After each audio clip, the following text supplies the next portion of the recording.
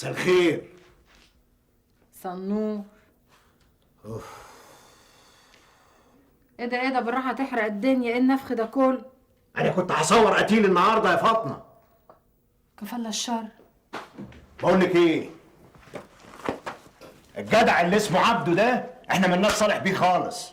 اللي كان عمل لك ايه يا عبده ان شاء الله؟ بقول لك ايه، الكلام كتر وانا ما بقتش قادر. كتر على مين يا سيد؟ عليك وعليه. انت اللي تقول كده يا سيد؟ اشحال ما كنتش عارف اختك كويس، ثم ان عبده عمل لك ايه من اصل؟ احنا ما شفناش منه غير كل اخلاق وادب ولسان زي السكر. بس الناس يا فاطمه، الناس مش عارفه الحقيقه، واللي ما يعرفش يقول عدس. يا اخويا ومن امتى الناس كانت بتبطل كلام يا؟ ازاي بس يا فاطمه؟ احنا شغالين في السوق ورسمنا هو شرفنا، وادي اقولكش مرسي اول ما قلت له انك مش عايزه تتجوزيه قعد يلسن وينبط عليا في الكلام لما فور دمي. قطع لسانه راجل غيار ودود، ده سماوي ومحروق من عبد. واخرتها يا فاطمه. بقول لك ايه، صلي كده على النبي وروق عليه الصلاه والسلام. ما تخليش حد يملى دماغك من ناحيته، عبده غلبان ومقدرنا زي اهله، نكسر بخاطره؟ طب ده احنا غلابه زي بعض، ملناش الا بعضينا كلنا. روق كده بس وانا هعمل لك كوبايه شاي. لا شربت.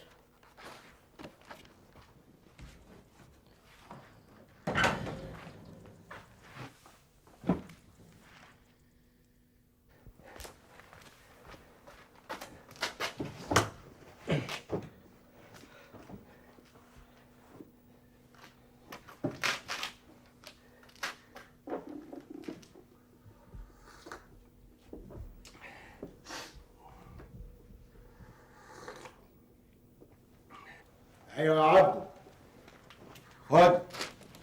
قايف يا عم. تسلم ايدك انت وفاطمه. هتتفرج النهارده انت وهتشوف اللي عمرك ما شفته. والله يا سيد اخويا انا ملياش في وجع الدماغ ده. لولا الحاج ابراهيم سردينه مأكد عليا ما كنتش رحت. والفرح فين يا عبده؟ في بيت الحاج برضه؟ بيت ايه يا سيد؟ عقبال امالتك عاملين الفرح في الكنده كبيره اسمها يا خيبتك، وهتروحها ازاي وانت مش عارف اسمها؟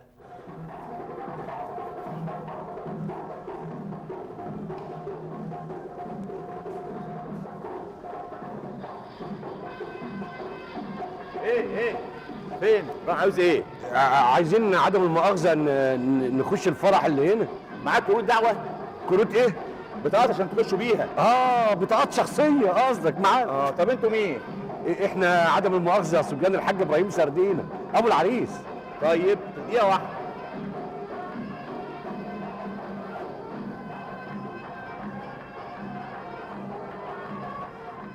ايه الحكايه يا جدعان؟ نكونش غلطنا وجينا حته تانية؟ غلطنا ايه؟ احنا جايين العنوان مظبوط اللي قال عليه الحاج، وبعدين الجدع اللي سالناه بره اللوكان ده قال هو هنا. اتفضلوا. منين؟ اطلعوا على السلم ده، اطلعوا قاعه في الوش. في الوش؟ ايوه على طول. عقبال انجالك.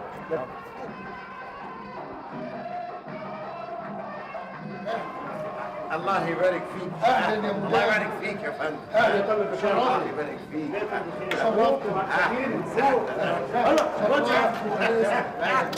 الف مبروك يا حاج. عقبالك يا عبده.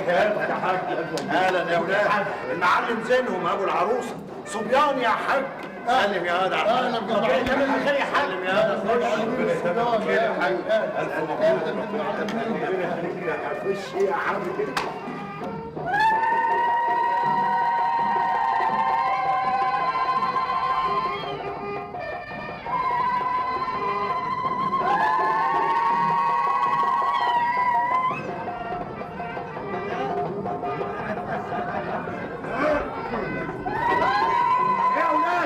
كده ليه؟ كده كويس يا حاج، ربنا يتمم بخير. اتعشيتوا؟ لا هو يعني احنا شبعانين يعني يلا انت وضعوا ريس. تعال انت.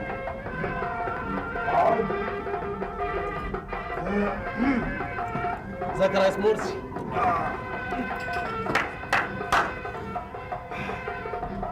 هات لهم عشاء. ازيك يا ريس مرسي؟ اهلا يا اخوي. الحاج سردينه هو اللي قال لنا نقعد هنا. مبروك يا سي محفوظ. وحان اللقاء المنتظر مع النغم الأصيل، مع الليل والموال، مع المطرب الشاعر والفنان شفيق كلام.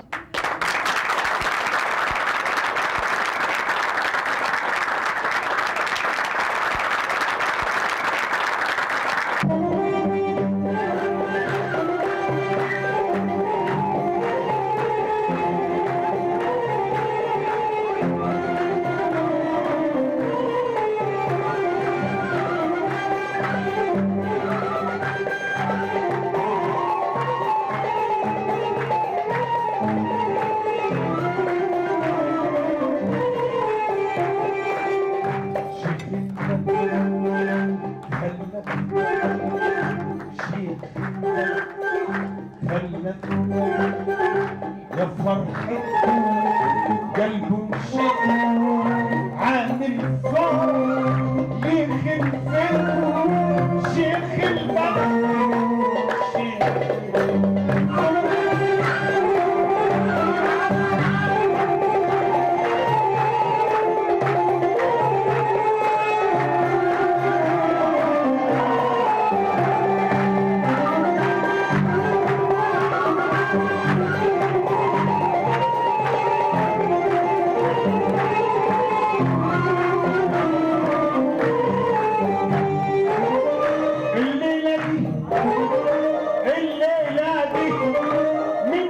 عزوم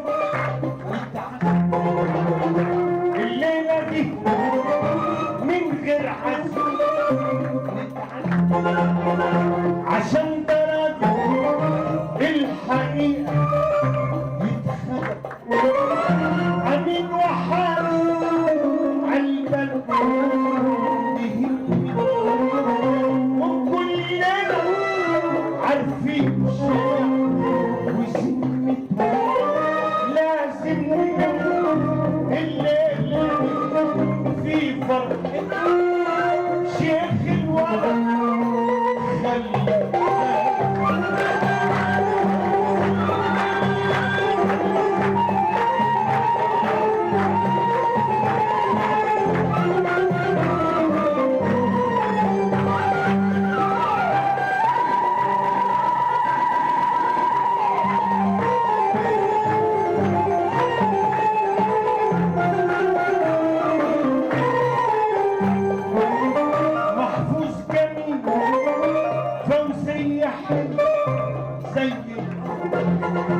محفوظ جميل فوزية حلو زي القمر وقال ده أجمل هدية للوطن ونفسي أشوف مهندسين ببدله يقول بقلبه ومش نجم ذمته من فرحته قاعد وعامل عمته شيخ البلد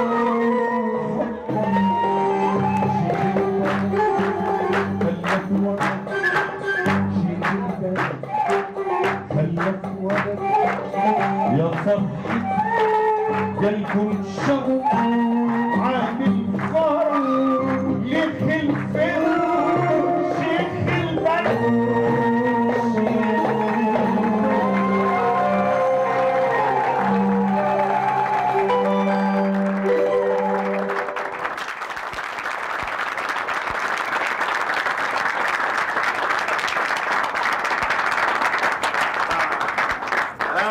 شبعت يا اولاد ولا اجيب لكم كمان؟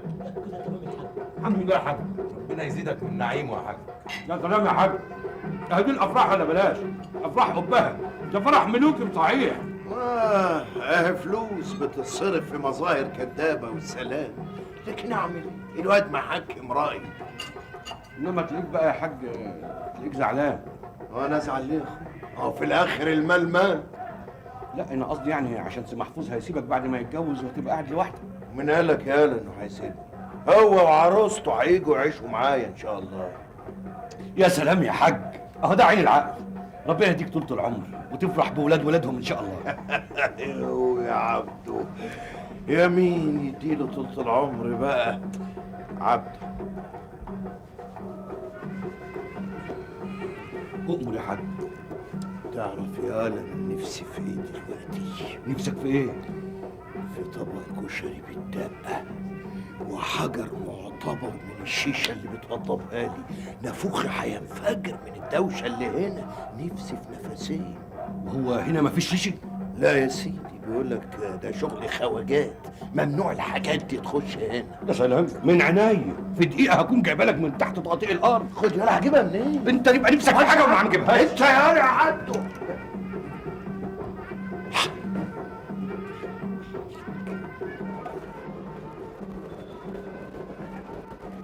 ايه انت رايح فين؟ لحقت تنساني؟ انا اللي جيت لك من شويه وسالتك الفرح فين، قلت لي فوق في الوين. ايه اللي انت شايلها دي وراح بيها على فين؟ دي عشان خاطر الحاج ابراهيم سردينه. انت شايف الحاجات دي ممنوعه هنا؟ ممنوعة ايه بس؟ الحاج ابراهيم سردينه ابو العريس لو ما شربش شيشه بعد العشاء بيبقى عصبي، عايزه يعني يخلي ابنه يطلق عروسته يوم فرحها. مساءك سهلله.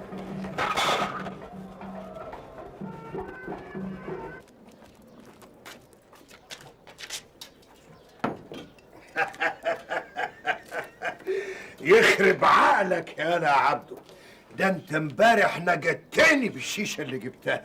انت تقشر بس يا حاج ورقبتي سداده. عجبك الفرح يا انا؟ عجبني. ده كلام تقوله يا حاج، ده فرح يعجب البشوات. انا عمري ما شفت فرح كده وما افتكرش هشوف زيه تاني. عقبال ما نفرح بيك على البت فاطمه. بس بقول لك ايه انا يا عبد، اوعى تقل عقلك وتبعزق فلوسك على الفرح. لم نفسك وما تبقاش زي بقيه المجانين. الفلوس اللي تصرفها انت اولى بيها. اطمن يا حاج، ده انا صبيك. عدم المؤاخذه، كل كلمه بتطلع من حنكك بتخش هنا اهو ما تطلعش تاني ابدا.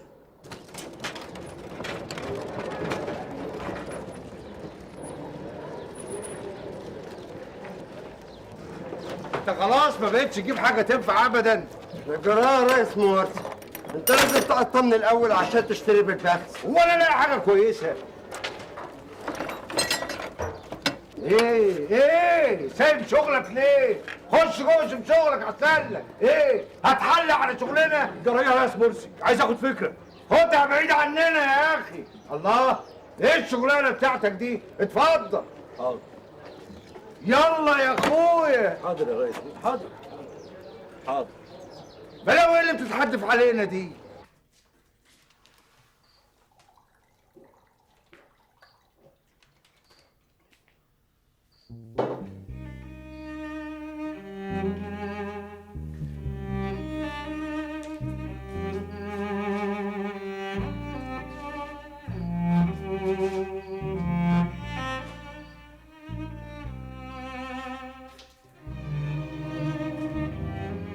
بالمناسبة انت بتهبب في ايه اليومين دول؟ شويه زراديات على بينس على شويه مفكات. مش كفاية، لازم تلقط لك جنبهم كام صنف. ولا انت مش عايز تتجوز البيت؟ انا يا حاج، ده انا بحلم باليوم ده والله.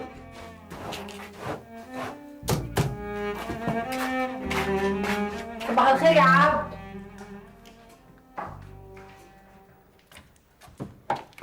صباح النور يا فاطمه. يعني ما خرجتش تسرح النهارده؟ اسرح بايه؟ ما عنديش بضاعه تستحق المشوار.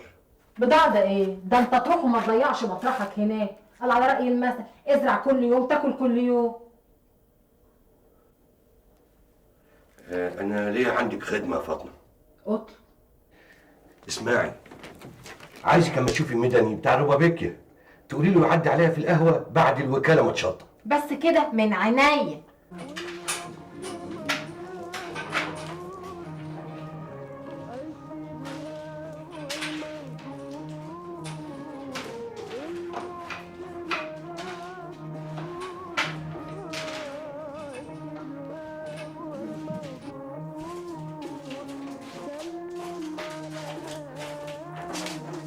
مساء الخير يا عوض. اهلا اهلا يا عم مدني، اتفضل اتفضل اقعد. يا حمامه يا حمامه. ايوه يا مغفور. 2 شاي بسرعه. حمامه. خير، فاطمه بلغتني انك عايزني. لا خير، كل خير ان شاء الله. شوف يا عم مدني، انا عايز نشتغل مع بعض. ليه، هو انت سبت الحاج سردينه؟ يا راجل ما تفولش ببقك، ده كلام معقول انا استغنى عن الحاج سردينه؟ انا افتكرت، اصل بصراحه كده انا شايف ان الريس مرسي قارش ملحتي. اعوذ بالله اعوذ بالله، ده راجل اذى بشكل. الشاي والميه على حسابي انا. متشكرين. اشكر عبده اللي هيدفع. بصراحه مرسي طول عمره كده، واديك انت بتشوف بنفسك بيعمل معايا ايه. بيفضل يفاصلني لحد ما يزهقني. انا بس عامل خاطر للحاج ابراهيم، والا ما كنتش هوبت ناحيه الوكاله لاجل وش مرسي ده. ده انا حتى بطلت اجي القهوه لاجل خاطر البعيد ده. هو كمان بطل يجي القهوه، سيبك منه خلينا في المهم. انت طبعا ايام الحد ما بتجيش الوكاله، اجي اعمل ايه؟ ما انت عارف ده يوم عطل. لكن بتشتغل فيه. انا ما اقدرش ما اشتغلش يوم، انت عارف اللي زينا رزقه يوم بيوم. ربنا يقويك. شوف بقى، الحد الجاي ده عايزك تجيني انا، والبضاعه اللي معاك انا اللي هاخدها. الله، انت ناوي تشتغل لوحدك؟ يعني ان شاء الله ناوي القط رزقي. انت عارف اليوميه ما تعملش حاجه، ومين عارف يمكن الواحد يطلع بحسنه في يوم العطله ده. ايوه بس ما تاخذنيش لا. يعني. ما تخافش، ما تخافش يا عم مدني، فلوسك هتاخدها على داير مليم، وهدفع لك اكتر ما بيدفعوا لك تجار الوكاله كمان. اذا كان كده ماشي. يا رب. انت ما سالتنيش هتجيني فين يعني؟ انت اللي تقول. هتجيلي في بيتي انا. انت ساكن فين؟ انت تعرف بيت الواد سيد بتاع الكشري؟ ومين ما يعرفوه ده لما يوم بيبطل بنروح كلنا نسال عليه. انا ساكن في البيت ده. بس اسمع يا عم مدني، انا عايز الموضوع ده بيني وبينك بس. اطمن.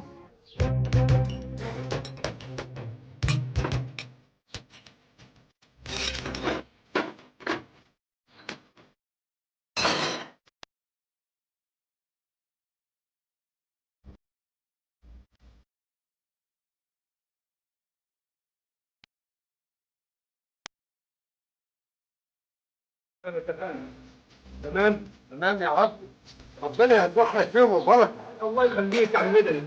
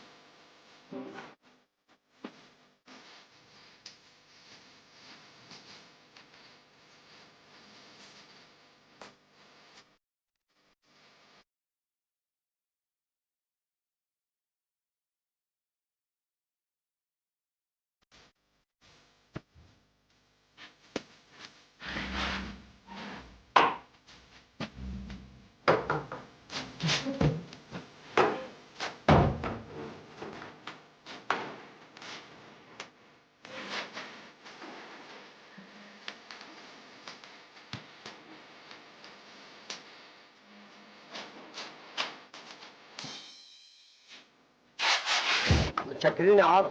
عفوا يا ريس مدن. خد يا اخويا. ما تخلي. متشكرين قوي. الف سلامه. شكرا.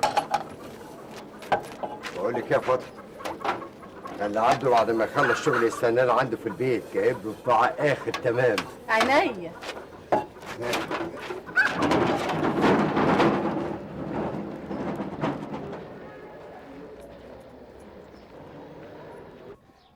قول لي يا معلم، ايوه بتاخد كيلو النحاس بكام؟ بجنيه.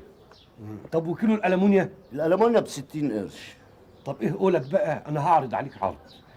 انا هديك الكيلو اقل من السوق ببريزه، قلت ايه؟ بس حاجه نظيفه. لا دي حاجه متنقيه اخر نقاوه. عندك قد ايه؟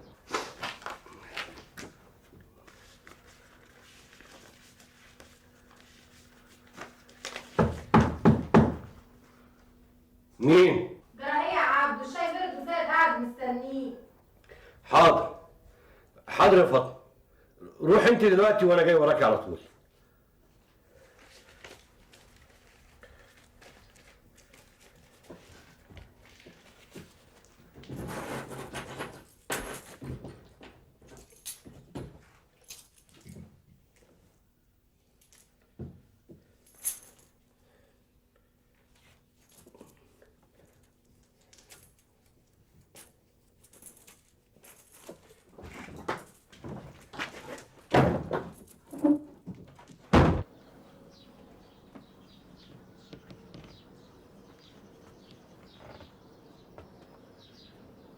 الواد ده بيشتغل في ايه بالظبط يا مرسي؟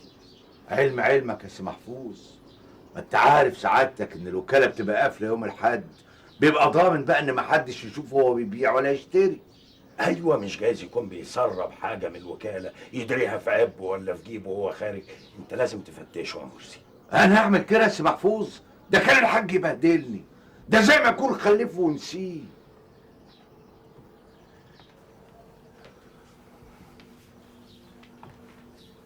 انا بقى عندي فكره اللي بيها نعرف اذا كان الواد ده مظلوم ولا حرامي. انا من ناحيتي متاكد، بس ما تقدرش تثبت. عشان كده هقول لك تعمل ايه عشان ابويا يشوف بنفسه ويصدق. انا من ايدك دي لايدك دي يا سي محفوظ. الواد ده لو خد حاجه من الوكاله يعمل بيها ايه؟ هيعمل بيها ايه؟ هيبيعها لا مؤاخذه. عظيم. يبقى انت لازم تطب على الواد ده يوم الحد في السوق وتفتش البضاعه بتاعته.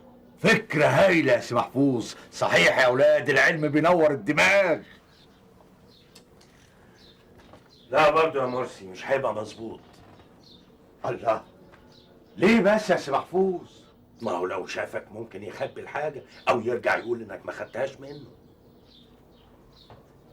عندك حق، الواد ده اصله ابن واعيه. عارف تعمل ايه يا مرسي؟ ايه يا سي محفوظ؟ تبعت للواد ده اي حد ما يعرفوش يشتري البضاعه بتاعته كلها، وانت بقى تفتش فيها على رواقه وتظهر المستخبي. صح، هو ده يا سي محفوظ. بس لا مؤاخذه يعني انا معيش النقديه اللي تشتري البضاعه دي كلها. ماشي يا مرسي، خد 100 جنيه اهو، تصرف. فرصة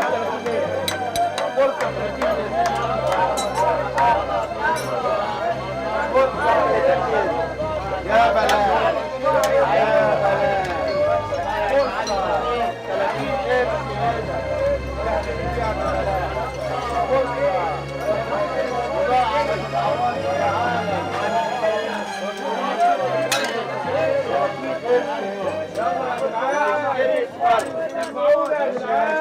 طلع المعلم بكيت. يلا 25 قطن. يلا طلع المعلم بكيت. يلا يا حبيبي. حمامه، شويه شاي حمامه. عناية يا ريس مرسي.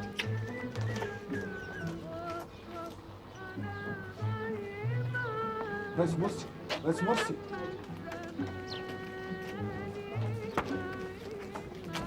الشاي يا ريس مرسي. ريس مرسي. الله، وراح فين؟ لا مش عايزين مزاد ولا دياول، عايزين الموضوع كده يخلص في لجنه. البركه فيك بقى يا عصام بيه. الحاج لا ما تقلقش، هجيب لك منه اللي انت عايزه، اطمن. لا يا سيدي مش خارج الليله دي، اهل المدام اصلهم جايين لنا، انت عارف بقى الجواز ومشاكله. ماشي، مع السلامه. خير يا مرسي؟ كله تمام. المره دي بقى الضرب في المليان. احسن كده عشان ننظف الوكاله من الاشياء. مرحبا يا مرسي، يا ترى جايب ايه معاك؟ العجل وقع وسكاكينه كترت يا حاج. يعني جاي النهارده حامي عليا قوي. يا ترى مشمع الفتله المره دي على مين؟ بص يا حاج، وشبرق عينيك واحكم بنفسك.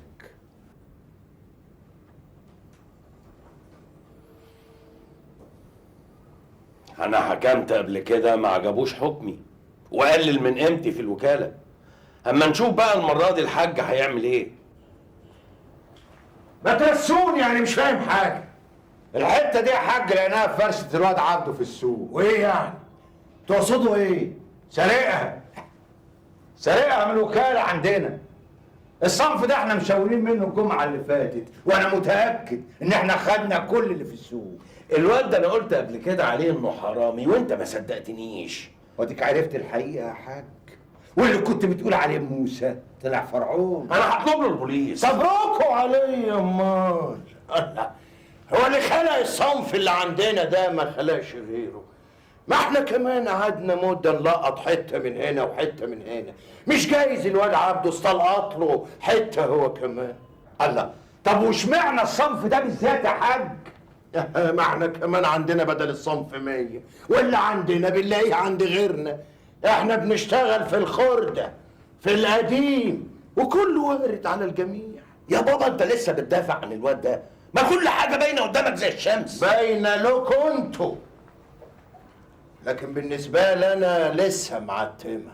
وعلى العموم ما تستعجلوش، يا خبر النهارده بفلوس بكره يبقى ببلاش.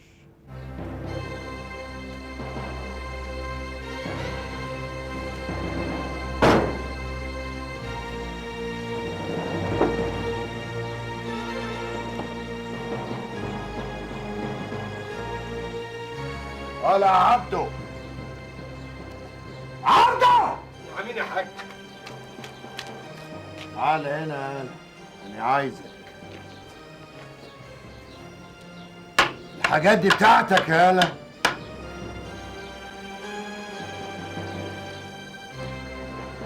ايوه بتاعتي.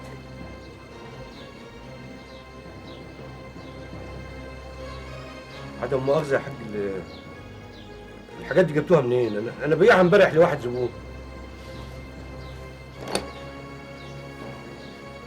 والحته دي بعتها برضو امبارح. ايوه يا حاج. هو ايه الحكايه؟ وايه اللي جاب البضاعه دي هنا؟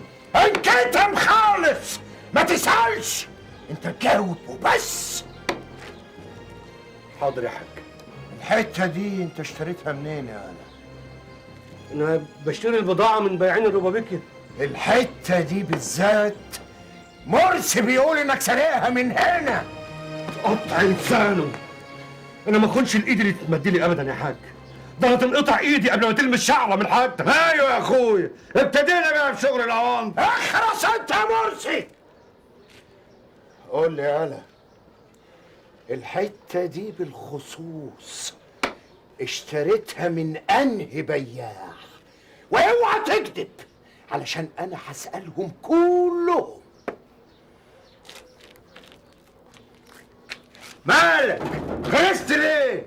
ولا خايف تتكلم ولا تطلع كذاب؟ قلت لك اخرس يا مرسي. سكت ليه يالا؟ ما تنطق، ولا عايزني اصدق كلام مرسي وارميك في السجن؟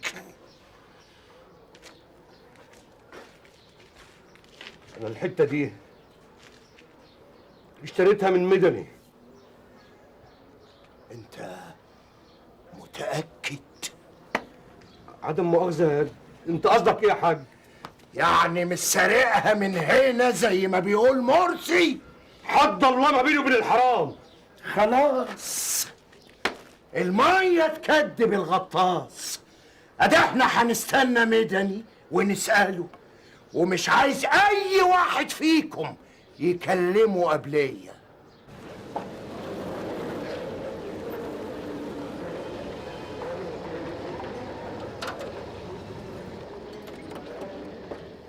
صباح الفل يا محفوظ. صباح الخير يا مرسي، ايه الاخبار؟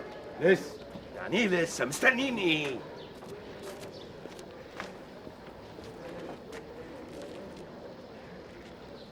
والواد مدني اتاخر ليه؟ الواد ده لسه قاعد هنا بيعمل ايه يابا؟ ما تخشش كده زي زعابيب بشير. اقعد الاول وخد نفسك.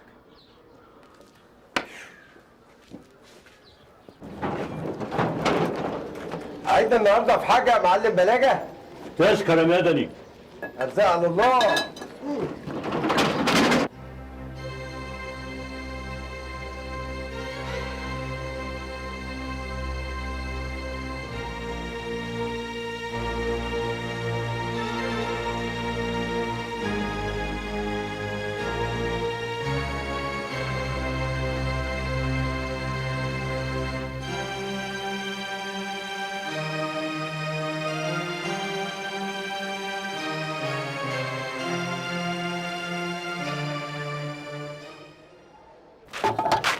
الشاي الكشري اللي فاطمه كشري. عشت.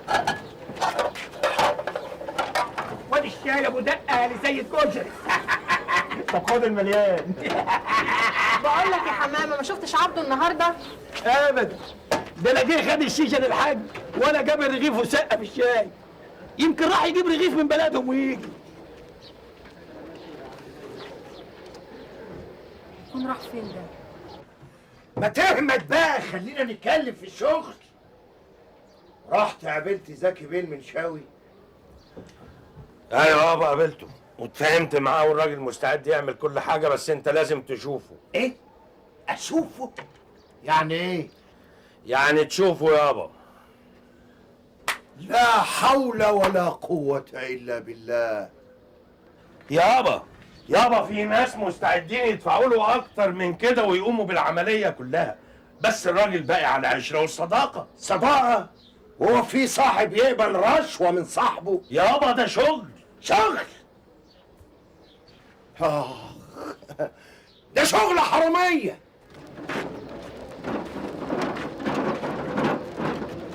نهارك امتى يا فاطمه؟ نهارك فل يا عم مدني. نهارك فل يا عرب. قشطه يا ريس مدني. ايه هو عبده ما قالكيش حاجه النهارده؟ انا عارفه هو راح فين من ساعه ما صحي الصبحيه، هو غطسان، مش عارفه يكون راح فين بقى. ربنا معاه.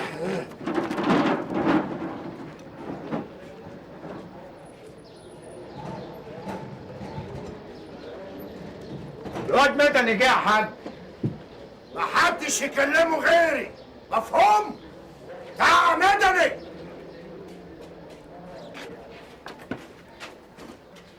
خير يا حاج.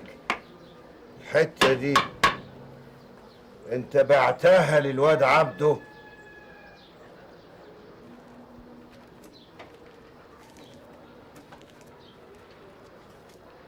مظبوط، انما هو قال لك ايه؟ ما قالوش علاقه بالموضوع ده. ده انا كنت فاكر غير كده. طيب مع السلامه دلوقتي.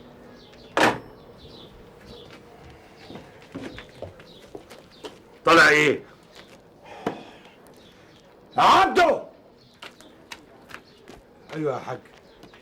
شيل الحتة دي دخلها جوه، حطها جنب الصنف بتاعها. اتكل على الله يا مدني. الله، انا مش فاهم حاجه يابا. ولا عمرك هتفهم حاجة أبدا. يعني ايه؟ يعني الواد طلع مظلوم، كان مشتريها من مدني. يا مرسي. ايوه يا حاج.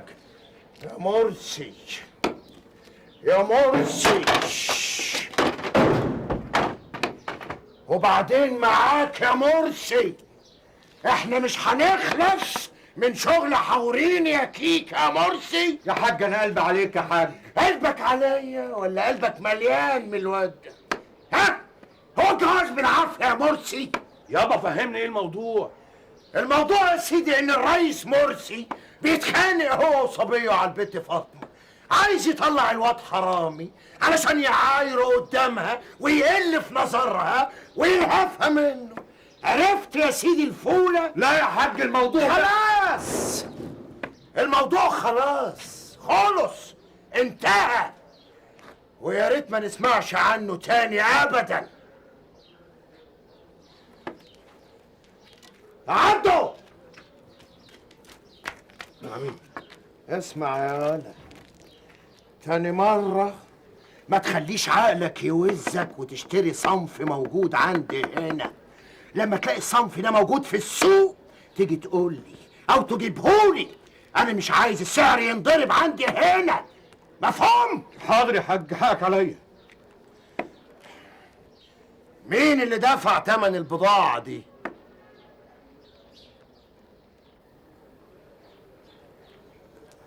سي محفوظ هو اللي دفع تمنه.